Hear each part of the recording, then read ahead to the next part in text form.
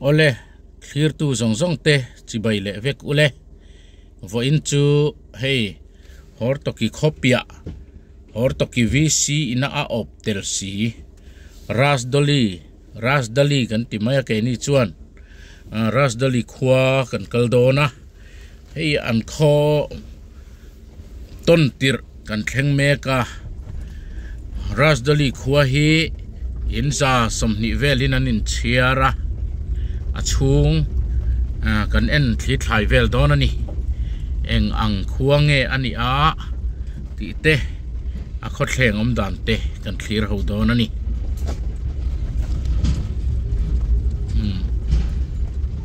tian hei kan han tlan thla a puan ten lo phodal maya hetlai chu ina om le manglova nunga hian ase kian lo photanga he hian clear ho phot don ani mo khai atha le man khot thleng anuam hle mai a ki ti lai ki sikul vel ani a an office te hei bu phau an lo phau bu an lo phawa deal zau kan ti ai kha chuan a khot thleng po nuama ti chuan hei an kota lungrem om te hi hei lungan rem thut mai kong an tinuam ko mai hei railway ho kong ani a railway ho ina an siam sa fekani ti chuan dan plan zel phot mayanga vo in hian Home Minister Pu K Sapdanga'n rasdali hian local dona aron tlo dona chung te po chu thei angin kan an lo welcome don tina ni chu ti chuan vo in Home Minister local tur hi MNF roi tu campaign ve me te po in kan ngai thave donen tia hei kan ngai thatlang dona an thu soilai thla te po kanon tilang tura nga yela kan sofa in kan ngai thla ho don kan ti kan ni tiam ruala MNF unit president ina ain hat dona sota Hortoki ya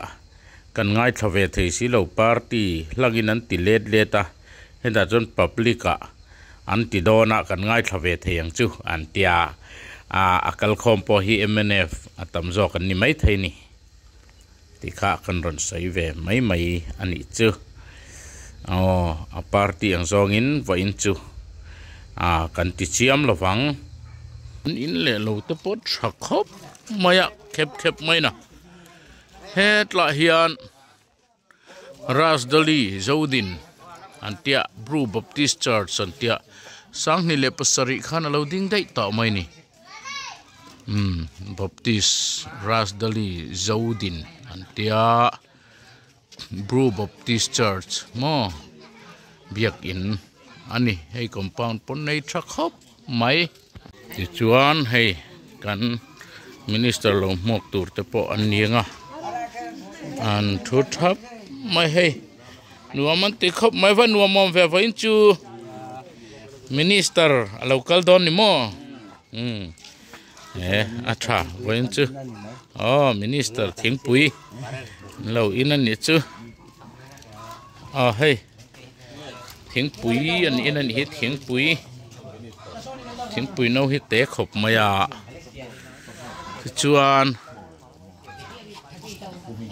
he to hi hei visit London te ni boka Mizoram Village Council General Election atia Mizo National Front MNF Hortoki Village Council candidate tur ten ni hnuai hi kan khotlang mason na tur thei top kan chhuat thei na turin in vote hlutak kan ron di le antia hnuai pathian le kan ramtan ti anziaka alaya candidate te ming atlar thut mai ni hei hi an ho tu pa unit president in ania ta hian an thu ni mo wen chu anuam khop mai hei te hian in borai kung ania borai hi kha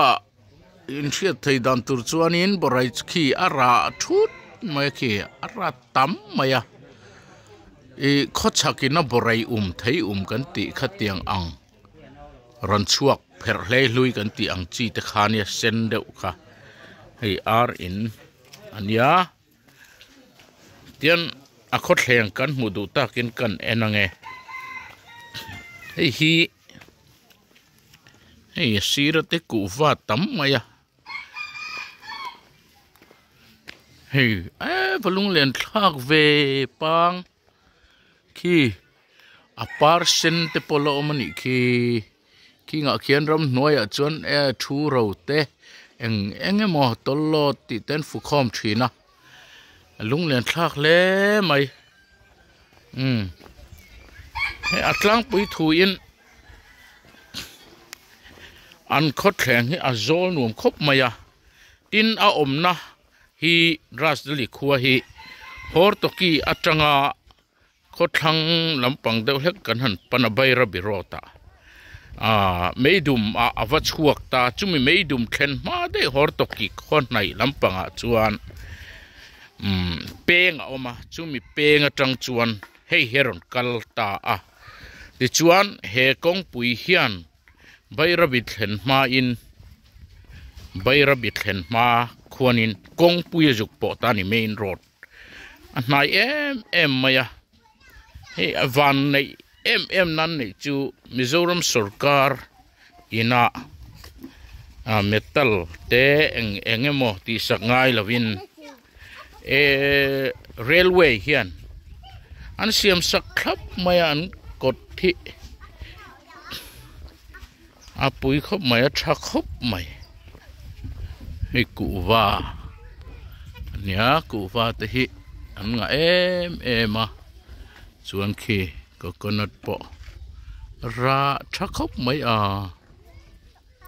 ra tha khop mai te chuan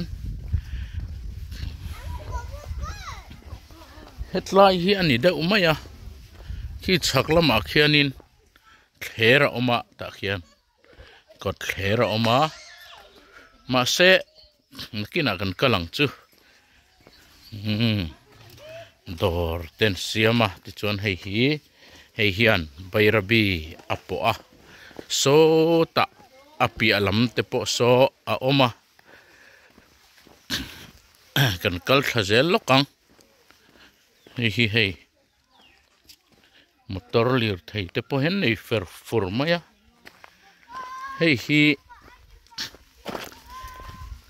athui em ringot mai ni he bridge hi rail bridge ani hi rail in pal tlang lo chawa nakina chuan rail ron tlan rivut vut hi he khua hian a khreng to mai don ani ku kong ani khumi kong thlen ma in thleng khu ni maya ti chuan hei hi rail kong ani bridge thui lutuk mai ani thui khop mai ti chuan nei ku va te thadu em hei hi hortoki VC hnuai ani hortoki ram hian so ta avapo na thleng deuh tho so ani ti chuan tun lai VC election lai te ani don campaign hun lai vel ani khoi kal don atong thailo ni mo ar te hi an latla vokhi an khung vek maya ve thowa hei heng te hi hei vok in chang kang ve khum me concrete saka har lowa nai te khon balu tam em maya cement hi vairama laka ola bairabi tangin nai te ni hei chu motor hian kol fer fur mai boka an chang kang chak khop maya ti chuan a khua hi brew brew an tam bera brew ho khua ani a amaro chu tu na hian chuan kan mar unaute anom ta fer fura a Manipur lama tanga local te anom fer fura maro chu an khiat tran meu lova hi vandol kan ti khani a ti chuan soizom ze lila in zan zale somni vel niangai ani ti chuan an khodaya hianin hey tunnel number 5 antia lever pangana apui hle maya aron kal radio mai thei ti chuan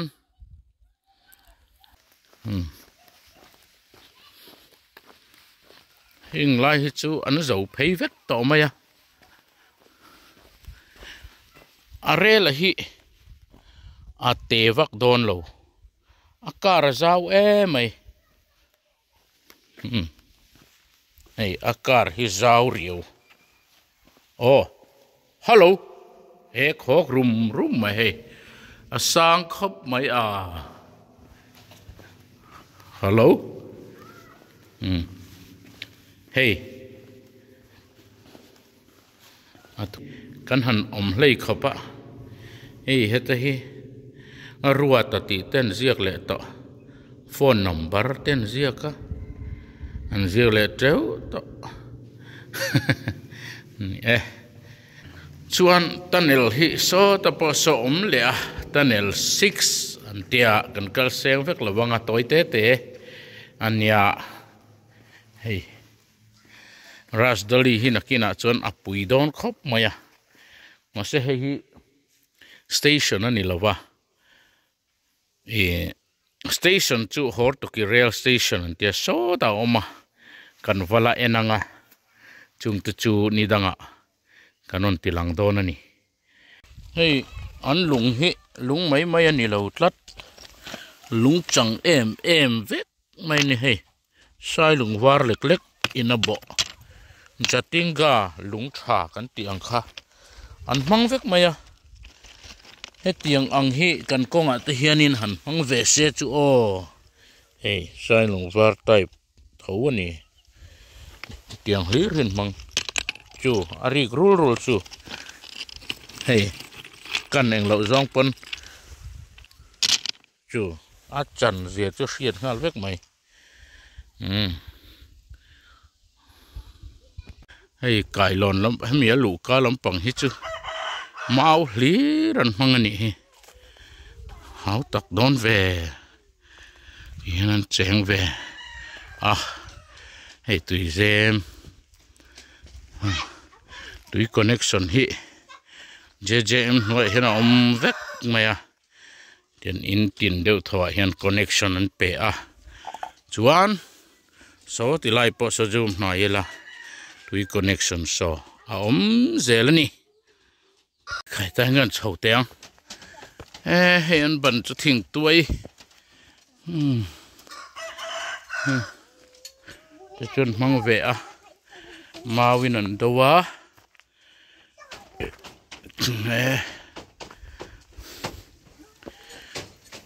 ngau hi chu hanin dang thar ve deuh te pon ni mai thei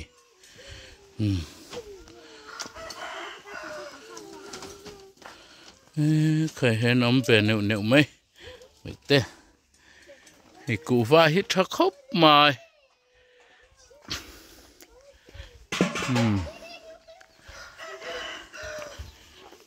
khai tlan chho leng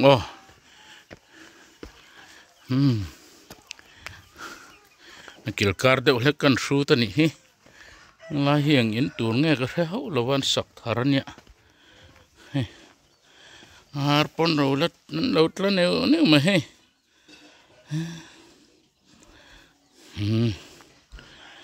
ar lo tla mu nom hle mai hei tun thla hi February thla nia heti chung po hianin alum em mày ạ ni pui à phê cho nó phân lum đó nè ô tí có ngày tua classic lai anh ạ tuần hi già nè chuan hi ZPM lampang po hi flikten tar kal mai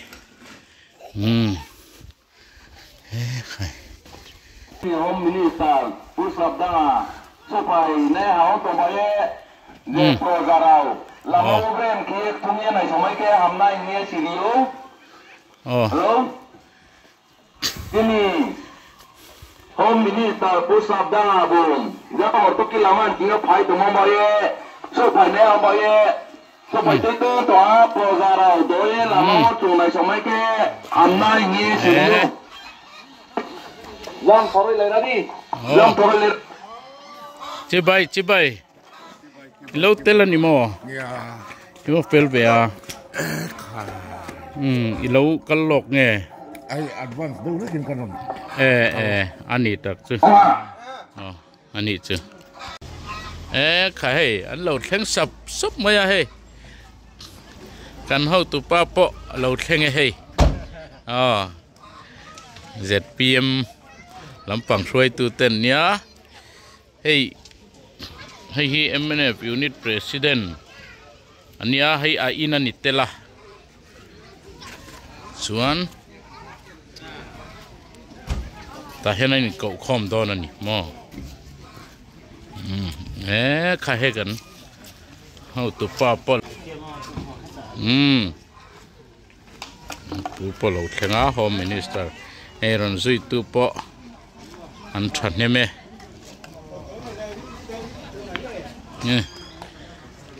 tuần lai chú VC thằng tên đi bốc á cần trắng khop mày à rồi thằng sập ấy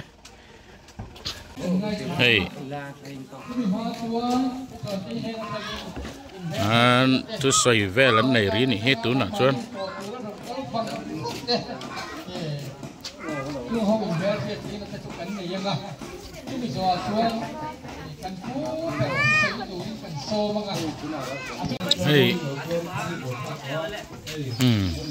MNF Pak candidate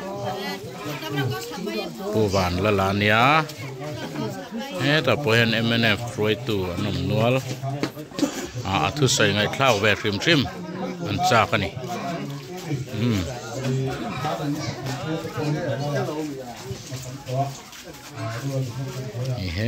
te pohen nau pang nu nau kan ti ten anon troi om fur mai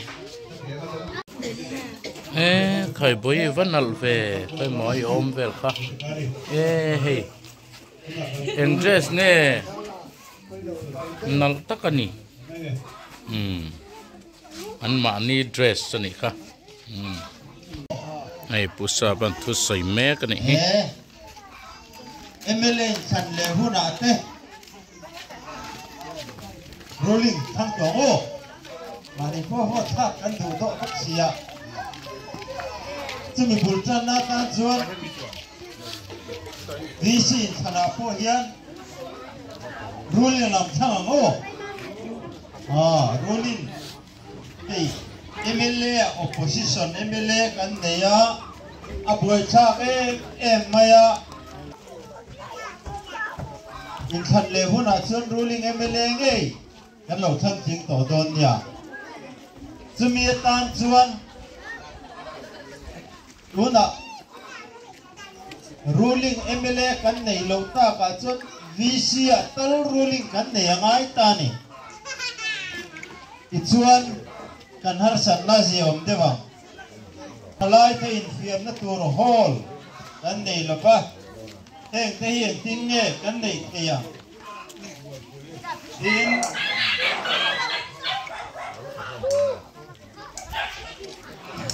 mấy dùm nè nó kan in kar phura kal thei lo wa heng te hi phura po kal tak thei turin tin nghe kan tia nor thei tu kan ma mo ni nor thei tu tur chu ruling VC an ni lukhuma khan kan chuden denanga mun nga a ro mun sari ni mo mi pa panga lukhum nei alo mga kan kalkong mason na tante uram puya ni he candidate thau hol nei na tante en amami ZPM candidate ni anunga mi MNF candidate ruling VC candidate tumi tur chuan apui khop mai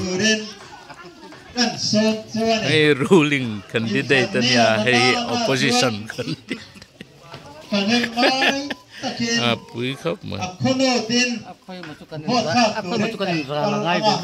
oh min soi sak tu MLA kan nei lo va ne anuam he vai chu VC tal kan nei angaya chumi nei thei tur chuan khanem ngai tuna an program vote in lo tha kanga nei na in po hi MNF chu su ka cha chu ani e kalome unit president in thau ani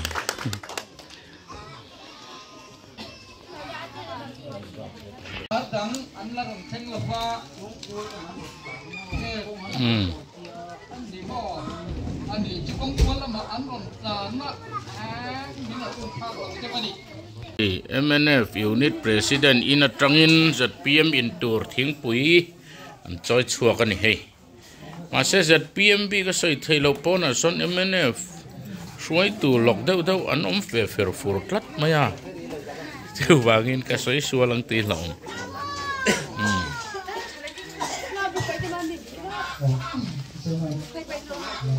so thing pui an nula ten an sem don ni so kal liam ta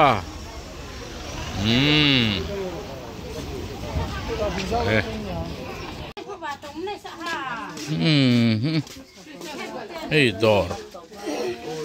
nuam le mai dor po chua dorin ma nei nuam ve hey tu man dor lui mai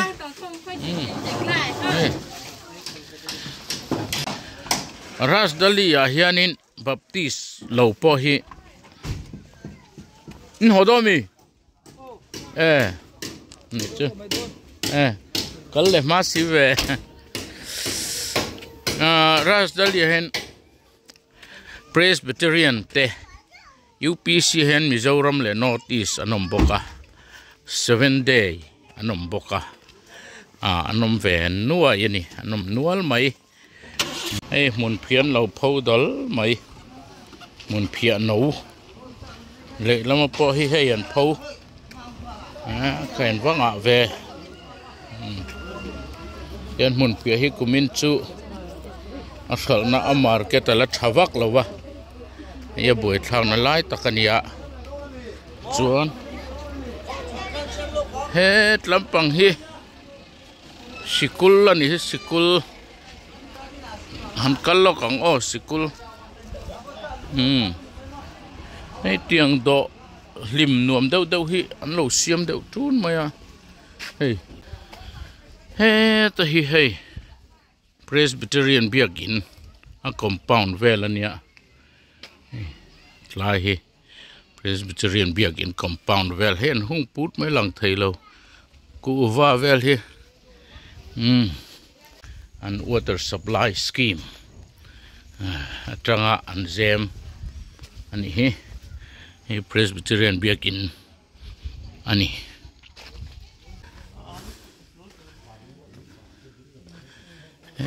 khảo hi zem pon nei that hi sikul po lo nuam to hle mai te ron phelen mo ta hena mi la om i la tho ani chu he ti lang zak ani khai hei rail bridge an lian a ban ten turu reu khopa hey hum chi ni lo kan hum phalo rim sim hey headline hnuai hi kan kala kal kong kan chu konga kan la don ania hey tlang han su ta mo a thui machine so en ula so ta thlengania sai rang bul si hui laka chuan a thui khopin ka ring he ta ani lenga so aban te son lian turu khopa so khai lak zel thei poni lo a thui lu tu tlai rail kong lei hi a pui khop mai hey tlai bridge a thui hle maya en chinang o vakal chua chi ni lo bon lu tu kamo a thui dan chu pui takani RL 84.111 meter atia Juan HFL 34.993 meter atilia bridge number 4 number 12 ani bon khop mai hey a thui zia hian an ula pui takani hey hetlai kong ringot to he min lak kai karon la kang che hey bon khop mai ta song kan lu don nia khai hey tunnel 4 ki achak te khingo ve kani ki hey hey hey at hui tem net lai hi chu so a mor po tereu te ina lang ko phat maya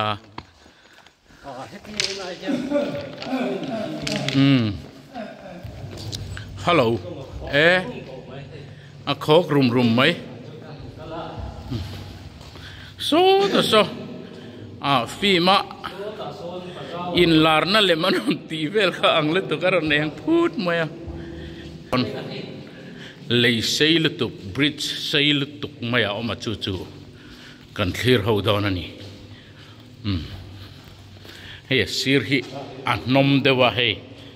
achan chu tui aron chua kan hi tui a chung khingo ve kan ya thing zung le nge mo tui pa ya tam don ti hi alang reng maya hey heng ate tui na ron in siama tun tlahi February ani awangin classic te polo lania pui khop mai hey kan ma cowboy ang rau hi puja wania cowboy fi mami te po kha ang khop mai hey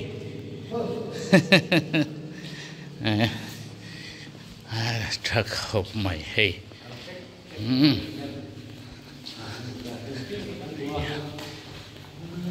tiền cල් sel photang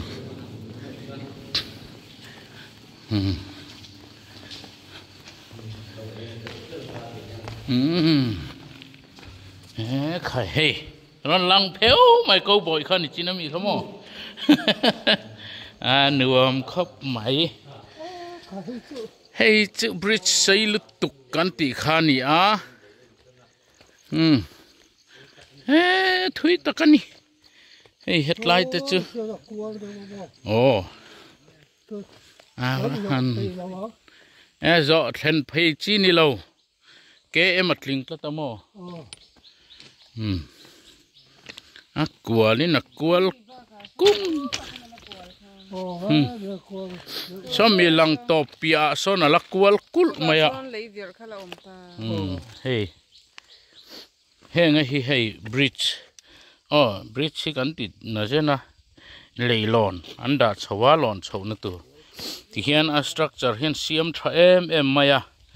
min mai lo turin an siama akwal kung maya hey rasdali khobul te ni kalrem chan ta ka chon kan han tilang ani hey hi km khat chuang ani dai hi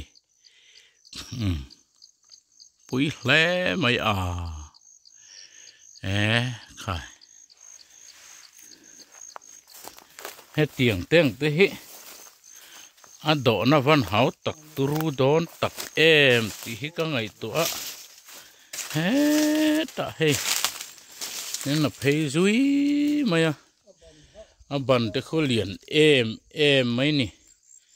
là xir rong in cần en lệ đòn nha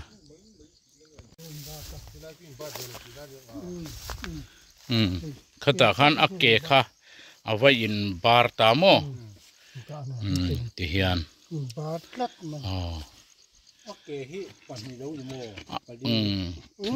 rel hi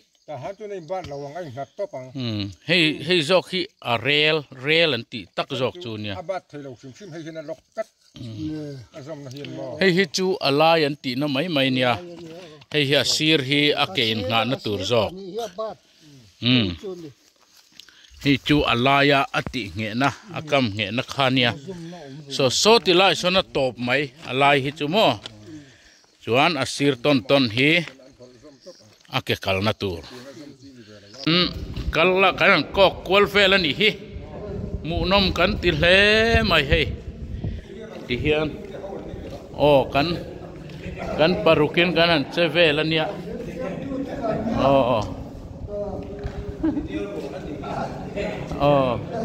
azir chiang tu ten ni hi kan trong chu tiang kan chua ka khok lo tul hei ti hian a khok lo tul la hei ti hian kal hawani hi an lunga chang khop mai no lunga hon chi nia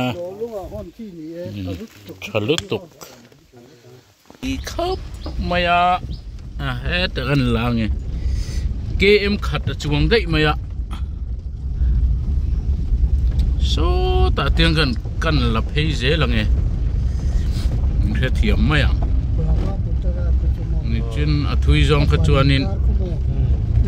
bet là ta khá khami dòng dễ khá hay hin ya hay cara khanin lấy ông lo thì hiền trên mi chun dòng dễ khá nè bản đen liền trêu không phải hay alang mi là vá he mi zom zel he kan kal zelang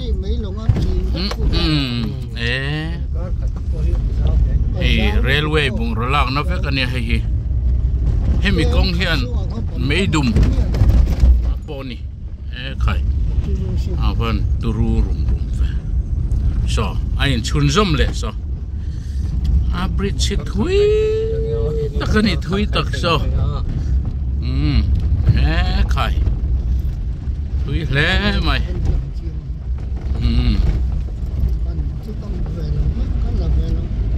alian thui khop maya nichinami kha thui lu tu nichinami kha thui takani to aba khau mi zelani ain zom vekani he hetiang anga kang sang vek hian in zom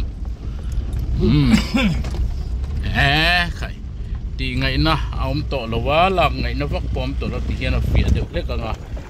so ta so na in zom phei ve ka chu po chu kan la phei liang tiang kan tlan pho tang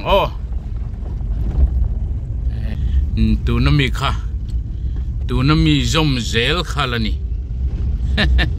a bon khop ma ke em a chuang fe ni mà sẽ angi la alang thui lu tuk lo hey ku wa huan hey ampula rel khutong phain huan an siam don bi kanin ni chu bon a thui te mai sin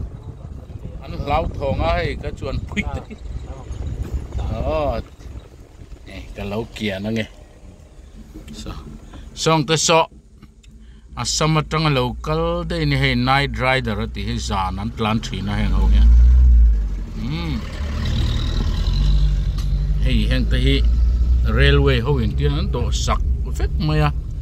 bridge ti hian lei kan ti ta sa a lei ani vek to maya nia lui neu hi tama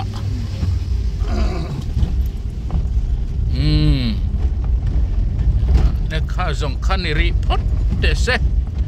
số ta xem là nha bụi đặc cái này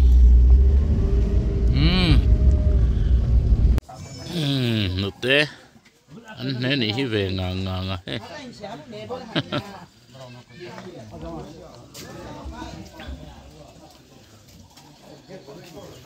lì là một con nè thấu mấy à nè nó sao về khai lệ anh bọn này sẽ là khát giống khá đun chuma rasdali khó chung vel cắn ron tì lần thấy chun hi sẽ là clear tu giống giống tê in so va in mang trà lệ vek ule